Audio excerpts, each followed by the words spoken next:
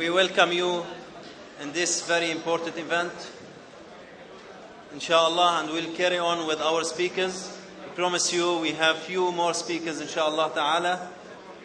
Hopefully we can finish on time. So our next speaker, Brother Hassan Mu'inuddin, the Vice President of Dawat al-Islam. Please, Brother Hassan.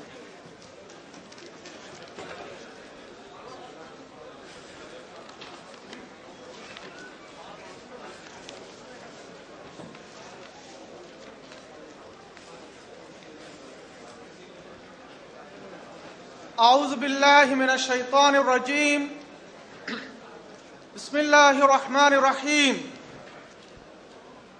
نحمده ونصلي على رسوله الكريم أما بعد. Brother Chairman, respected brothers and sisters, Assalamu alaikum wa rahmatullah.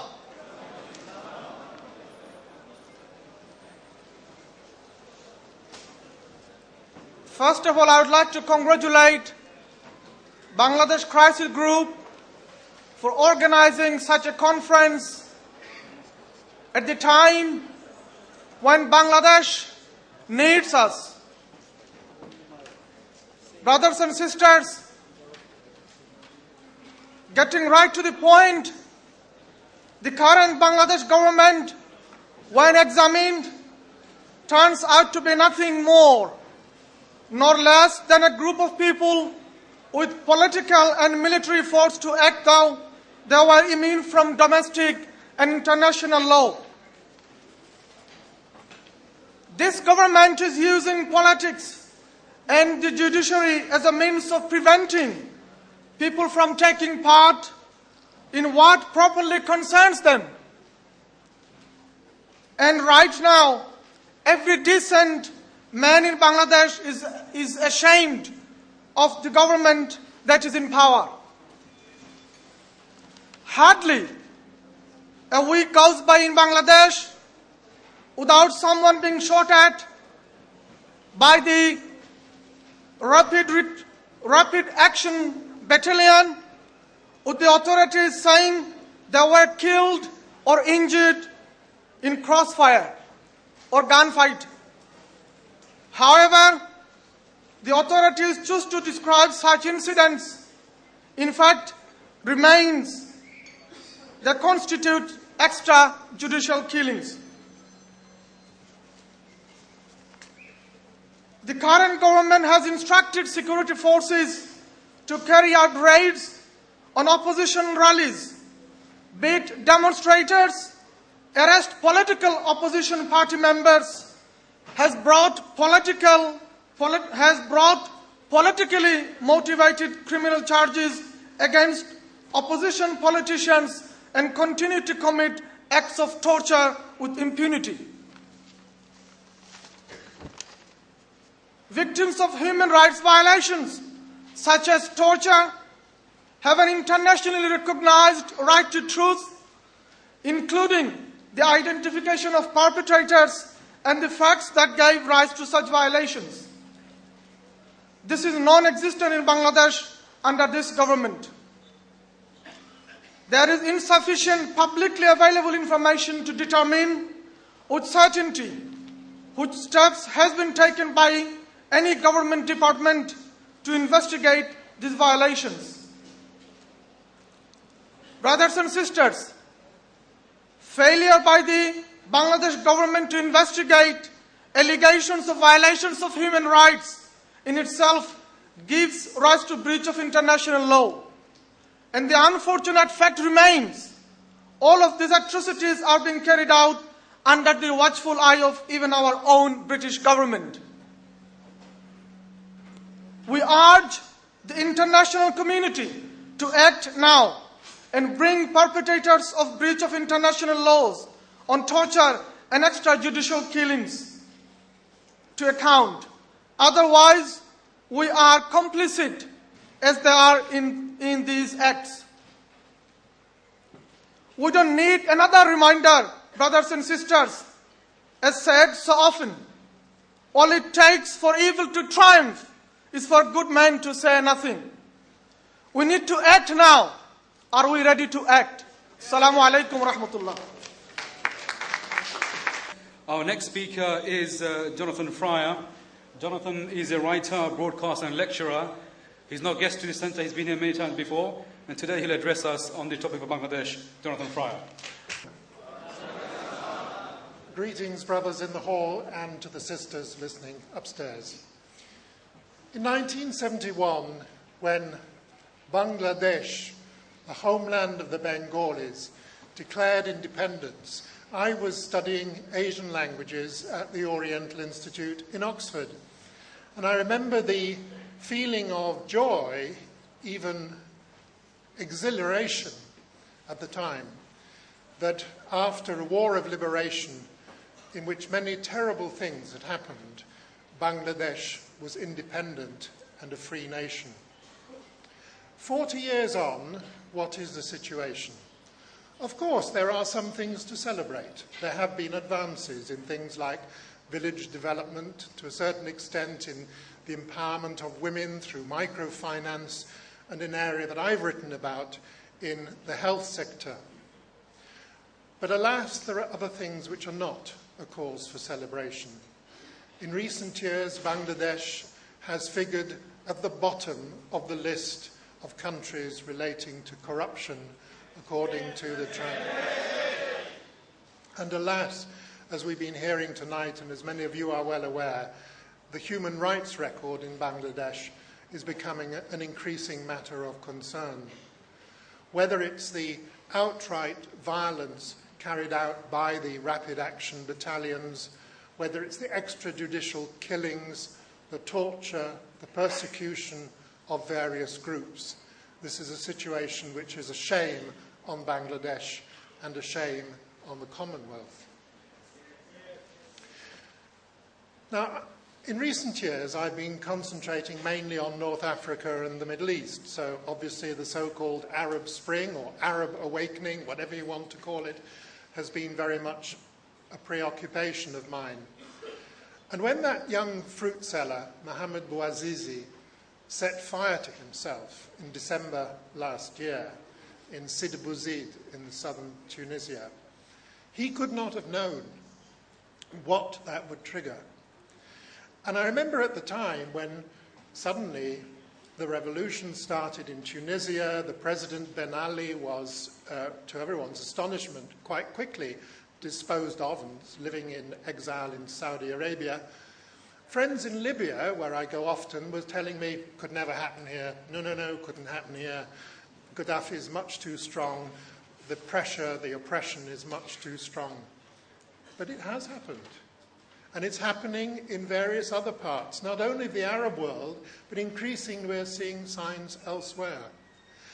But we mustn't take success for granted. Last week I was in Egypt, and we all remember how a few months ago the exhilaration, again, of the Egyptian revolution of getting rid of Mubarak after 30 years, a people's revolution that succeeded, and yet I found last week a sense of anxiety, uncertainty. Has the revolution really succeeded? Will the military really hand over after elections that start next month? What actually is the future going to be? So yes, we must be hopeful. It has been shown by what's happened in the so-called Arab Awakening that those parts of the world which maybe didn't have a very good record on freedom and human rights are waking up, because these are human values common to all peoples, all cultures, all religions. People strive for the same thing. So we must hope that yes, we can strive. And in the meantime, just very briefly, what practically can we do? An earlier speaker said, please lobby your MPs. Yes, do. Lobby Jeremy Brown, the Foreign Office Minister, who has special responsibility for human rights.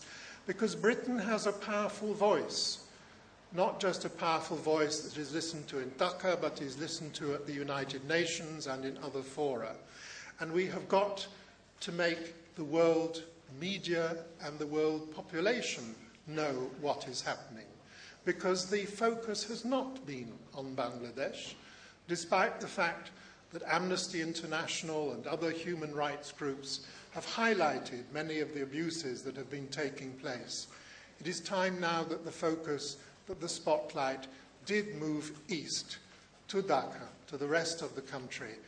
And we here, all acting in solidarity with the people of Bangladesh who live there, can do our bit to help that revolution for freedom, for human rights, for respect of human dignity to occur. Jonathan. Our next speaker, another example, Tunisia. Tunisia, which changed the whole world, if we can say that. The Intifada, the uprising, started from there. Our next speaker, Dr. Nuruddin Miladi. He is a lecturer at the Nottingham University, specializing in media in the Arab world, also a human rights campaigner. He fled Tunisia while he is very young, and alhamdulillah, he went back. He went back, and I think he might give us some flavor about Tunisia as well. So welcome, Dr. Nuruddin. Jazakumullah khair. Bismillahirrahmanirrahim. Sallallahu alaihi wa sallam Muhammad wa ala alihi wa sahbihi ajma'in. Dear brothers and sisters, assalamu alaikum wa rahmatullahi wa barakatuh. I read from the piece of paper that I've got. The Bangladeshi Constitution, Article 11. The Republic shall be a democracy in which fundamental human rights and freedoms and respect for the dignity and worth of the human person shall be guaranteed. Wow. And in which effective participation by the people through their elected representatives in administration at all levels shall be ensured. And many other clauses speak about a flowery picture about Bangladesh. So why are we here today? Why you guys are telling me there are atrocities in Bangladesh? Now I'm telling you why. Because like Abu Hassan, when he spoke early on before Isha, all of these tyrants, they speak on the same level, they speak the same language, and they behave in the same way. I'm going to talk about 2 points, brothers and sisters. I will not bore you a lot. Just 2. There are bad news and there are good news. Let's start with the bad news, as the English people say. Lots of things I've learned from this country, from the culture of this country. That there are people there in Bangladesh being massacred, being horrified, being deprived of their liberties, of every form of humanity they have. Yes, the records are there. The same is happening in Pakistan, in many other parts of the Muslim world. But I think Bangladesh now has taken a different level. I tell you, it is bad news. But that's the mission of the prophets, isn't it? That's the mission of the messengers. That's the mission of the Salihin. The history of the Muslim world and the history of humanity tells us that every good people, they face that kind of repression from the rulers. Remember, taking an example from the non-Muslim world, from South Africa, and how Mandela got the freedom for his country after 26 years in jail. That man has become now the canon of freedom, of dignity, of liberation for his people, indeed for the rest of the world. Now the second bad news, what's happening in Bangladesh is another setback for the so-called constitutional democracy, the so-called liberation, the so-called human rights. That is definitely an alarming setback. Unfortunately, there is no oil in Bangladesh for the Americans to rush and rescue human rights and dignity and restore democracy. But Bangladesh has got you people and has got tens of millions of people inside the country who can rescue dignity and human rights. Third, it's a setback for humanity in general. that in this day and age, what we are seeing actually is another group of people who are being massacred, who are being usurped of their humanity in front of the whole world. Well, let me move to the good news. And there are many. But Muhammad Kusbar was talking about Tunisia. We can stay for the rest of the evening or the night until Fajr probably talking about Tunisia. But my understanding is, reading from the Sunan, you know the Sunan of how Allah subhanahu wa ta'ala changes the world? I think the domino effect has started in Bangladesh. This is how Allah subhanahu wa ta'ala makes things happen. Because as Jonathan was mentioning, no one expected, just simply for Muhammad al-Ba'azizi, may Allah bless him, just mulling himself in front of the whole world, that very act, which is an Islamic unacceptable, has become the domino effect, has given the ignition for the liberation not only for the Arab countries, but indeed, some say, for many other parts of the world, where different forms of tyranny are ruling. So the change in Bangladesh, brothers and sisters, has started, but it is waiting for you to do whatever you can do and take your part. Now the second good news. This is a real embodiment of the failure of all these systems that have been ruling Arab and Muslim countries for the last 50 years at least, after colonization. Unfortunately, after independence, different parts of the Arab and Muslim world, they sought solutions that are not springing from the culture, the history, and the teachings of those countries. Yes, we celebrate liberal Western democracies, but not necessarily we have to implant it exactly as it is in Tunisia, in Libya, in Bangladesh, or in Pakistan. What has been going on for the last 40 years in Bangladesh has been something imposed from above. And all of those rulers have been, in a way, sustained by the Western powers because they serve the agenda of the Western powers. The same way was going on in various other parts of the world. And the fourth or the third lesson, he said 1 minute, yeah? Look at this. He's not fair, is he? The tyrants do not read history. Wallahi, they don't read history. They don't understand the past. They don't grasp the present. And they cannot foresee the future. Because they have seen how Ben Ali, one of the big tyrants in Tunisia, in the North African countries, how he took himself so quickly and ran away like an idiot. And like Hosni Mubarak, the same likeness of others now who are following suit. The rulers of Bangladesh, they are not reading this. And I tell you, there are lots of examples in the Quran and the Sunnah. There are lots of examples in history of the likeness of those people. إنها لا تعمل أبصار, Allah subhanahu wa ta'ala tells us, ولكن تعمل قلوب التي في الصدور. Indeed, it's not eyes that go blind, says the Quran. It's the hearts that are inside the chests of the people. Their hearts indeed have gone blind. And Allah subhanahu and the Prophet sallallahu alaihi wasallam tells us in the beautiful hadith that Allah subhanahu wa ta'ala يمهل ولا يهمل. Indeed, يملي إن الله لا يملي للظالم حتى إذا أمسكه لم يفلته. Allah will give the chance to the corrupt leader, to the atrocitor, to the transgressor. But when he catches him, he doesn't give him any chance. Wallahi, the same happens, subhanAllah. We see it in front of our eyes in the examples of these guys. What can you do? You can do a lot in less than a minute. I promise, Brother Abdul. People over there in Bangladesh expect a lot from you. This is what I learned when I went to Tunisia. And I was engaging with, like many other Tunisians abroad, during the Tunisian Revolution and also during the Egyptian Revolution. Yes, people over there can do a lot, but also they do expect a lot of support from yourselves, those who live in freedom. Jonathan mentioned fantastic points, but there are lots of other things that you can do. I will leave it to you and to your probably excellency to think about excellent ideas. But do not belittle, said the Prophet ﷺ, لا يحقرن أحدكم من المعروف شيئا. I leave you with this. Do not belittle any little action, said the Prophet ﷺ. لا يحقرن أحدكم من المعروف شيئا.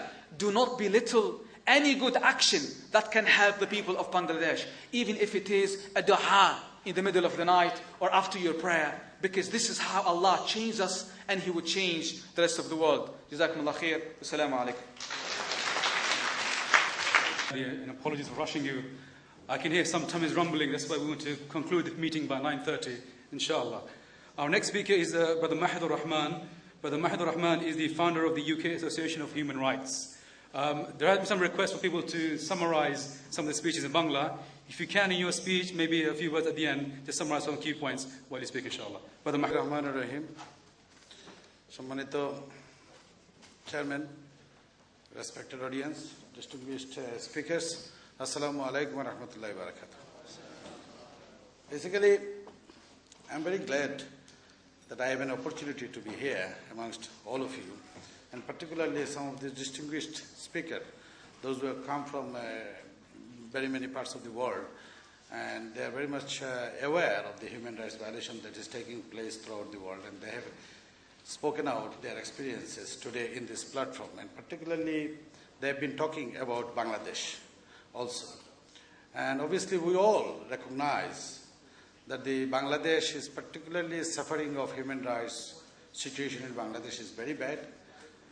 Democracy is not there because when we talk about democracy, politically, if we look back to the history of all the political party in Bangladesh that is, playing an active role in the political arena, obviously, Awami League has got no such record of believing in the multi-party system of democracy in our political arena in Bangladesh, because this is the only party who has actually destroyed the multi-party system of democracy by creating one-party state of democracy in our country in the year 1972 and 1975. So, when you look at their political background and history of politics in Bangladesh, obviously it proves that the present government, led by Awami League political party, who does not at all believe in the multi-party system of democracy. And whereas, because of that particular beliefs they wanted to establish in our political arena in Bangladesh,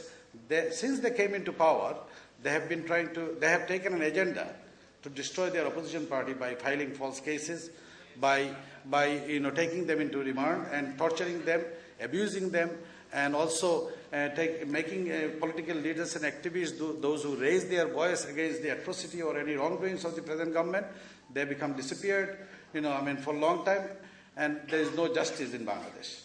Justice has been influenced by the executive authority in Bangladesh. And all the justice divisions are being politicized. Police enforcing agency, which is like law enforcing agency, and RAB are being also influenced by the government to serve the purpose of the government. So therefore, a country where you don't find any justices, a country where you cannot find fairness in law and order situation, you cannot expect a good democracy and good governance in that country. Under the present government, obviously, we have been hearing from our past speaker the amount of torture, extrajudicial killing, and all this violation of human rights that has taken place. I don't want to repeat the similar sort of situation in Bangladesh. Can I ask you a question? As a speaker, obviously you have been listening to us, all these things. Can I ask you one single question? Do you all believe that the present government is a failure government who could not uphold? You do. So if you all understand and believe in this, obviously the speaker has got less to say. Obviously we don't have to convince you that the present government is a total failure government in terms of upholding human rights and democratic institution in Bangladesh and law and order situation for everybody.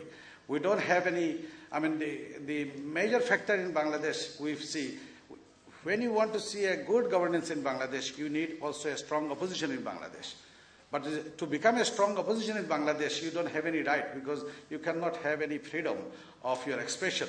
When you raise voice against any atrocity of the government, you are being targeted, and the next day you will see RAB or police has gone into your house and they arrest you by filing false cases, and they put you in remand and torture you, and sometimes compel you to say by force, wrong things that what you have not done. So this is a total threatening, alerting, situation in Bangladesh. Anyway, I'm glad that all of you here present are very much aware of this present situation that we are talking about. So once we become aware, and the conscious citizens of our country, we have to raise our voice like Tunisia or Syria or Egypt or like in Libya and other places that is taking place. Bangladesh is also a place. I want to send this message to the present government. The people are becoming aware of the present government's activities, and which is anti-democratic activities, anti-human rights activities, and independence of our country activities that is the present government is doing in order to suppress the multi-party system of democracy and create one-party state of democracy in Bangladesh, which our nation will not allow, definitely. And if we are all together, we can fight. And inshallah, we'll be successful. Jazakallahu khairan. Assalamu alaikum. Speaker is from Palestine. Palestine, which our hearts and our eyes always looked at. Wherever we go, wherever we do, Palestine in our hearts. We get the inspiration from the Palestinian people who are under occupation for more than 50 years. So it is an inspiration for all of us, especially the countries who are fighting against dictatorship. Our next speaker is Brother Majid Azir. He is from the Palestinian Return Center, which works for the right of the return of the Palestinian in the exile. Well, friends, Assalamu alaikum and good evening. Direct to the point. I'm here as a matter of appreciation to the brothers and sisters from Bangladesh. They have been in a position, in a very supportive attitude to all their brothers and sisters in all other countries all over the world. We have felt this as Palestinians. Whenever we need things, we always call East London Mosque and the brothers and senior brothers from the Bangladeshi community. It's our turn to show support to their issue, which is our issue. I'm not here to teach you about the tragedy which is taking place in Bangladesh. I'm sure that you are well aware about it. I'm here to discuss some sort of practical steps.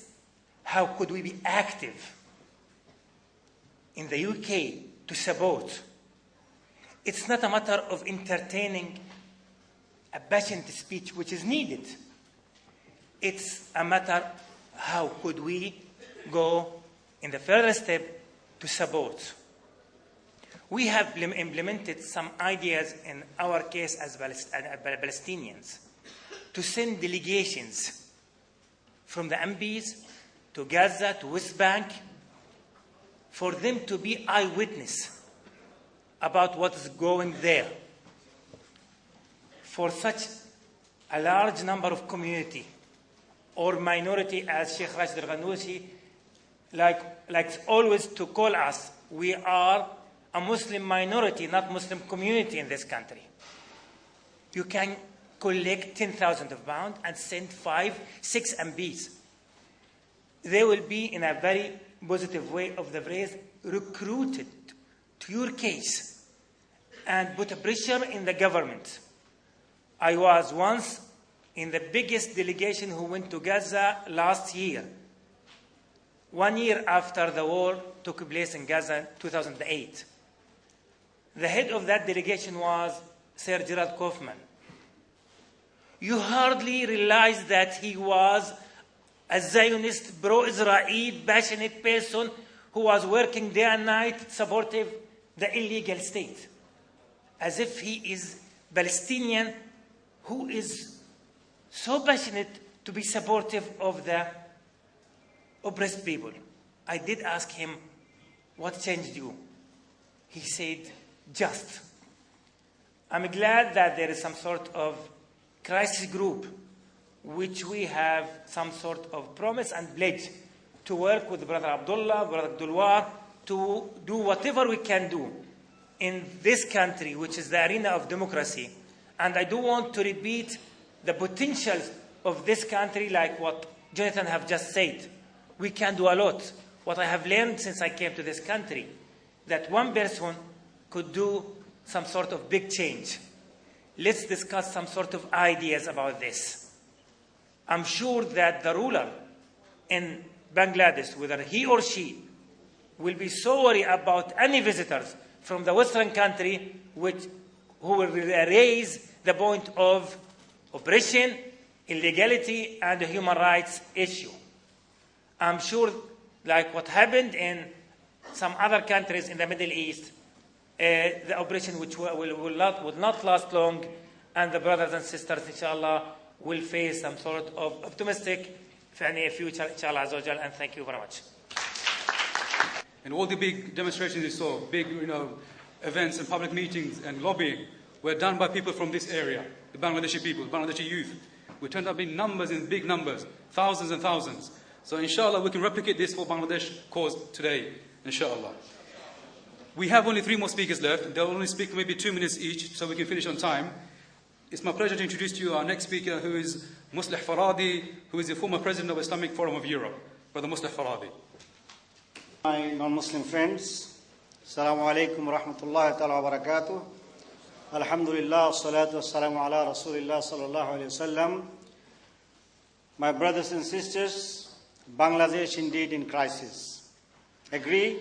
Yes. Indeed in crisis.